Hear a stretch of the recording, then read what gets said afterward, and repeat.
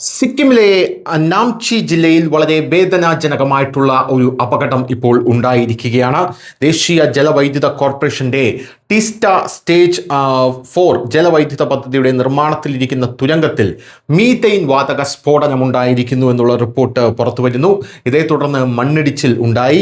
ഇതുവരെ ഈ അപകടത്തിൽ 7 തൊഴിലാളികൾ മരിച്ചു, 18 പേർ തുരങ്കത്തിനുള്ളിൽ കുടുങ്ങിക്കിടക്കുകയാണ് എന്ന വാർത്തകൾ പുറത്തുവരികയാണ്. അപകടം നടക്കുമ്പോൾ NSPC ജീവനക്കാർ ഉൾപ്പെടെ 25 തൊഴിലാളികളാണ് തുരങ്കത്തിൽ ഉണ്ടായിരുന്നത്. 2ാം ദിവസവും രക്ഷാപ്രവർത്തനം തുടരുന്നുണ്ടെങ്കിലും വിഷവാതകവും ഓക്സിജന്റെ കടുത്ത ക്ഷാമവും കാരണം രക്ഷാപ്രവർത്തനം വലിയ വെല്ലുവിളികൾ തന്നെ നേരിടുകയാണ്. പാറകളിൽ നിന്ന് സ്വാഭാവികമായി പുറപ്പെടുന്ന മീഥെയിൻ വാതകം വലിയ അളവിൽ ടണലിനുള്ളിൽ ഏകദേശം 1.5 കിലോമീറ്റർ വരെ അടിഞ്ഞുകൂടിയതായി ഉദ്യോഗസ്ഥർ പറയുന്നു.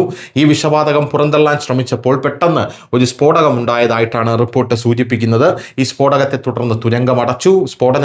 സ്ഫോടനത്തിൽ തുരങ്കത്തിന്റെ ഒരു ഭാഗം തകർന്നു വീഴുകയും ആ മണ്ണിടിച്ചിലിൽ പ്രധാന എക്സിറ്റ് പൂർണ്ണമായും തടസ്സപ്പെടുകയും ചെയ്തു.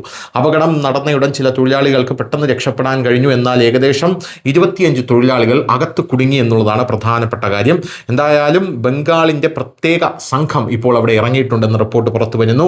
ഇരുട്ട്, ഇടുങ്ങിയ വഴി, ഓക്സിജന്റെ അഭാവമൊക്കെയാണ് വെല്ലുവിളികൾ വലുതായി അവിടെ സൃഷ്ടിക്കുന്നത്. അതുകാരണം NDRF സംഘത്തിന് പോലും മുന്നോട്ട് പോകാൻ കഴിയുന്നില്ല. സാഹചര്യം ഗൗരവം കണക്കിലെടുത്ത് പ്രത്യേക വാതക സംരക്ഷണ ഉപകരണങ്ങളുള്ള വിദഗ്ധ സംഘങ്ങളെ അയൽ സംസ്ഥാനമായിട്ടുള്ള പശ്ചിമ ബംഗാളിൽ നിന്നും എത്തിച്ചിട്ടുണ്ട്. News desk news Malayalam.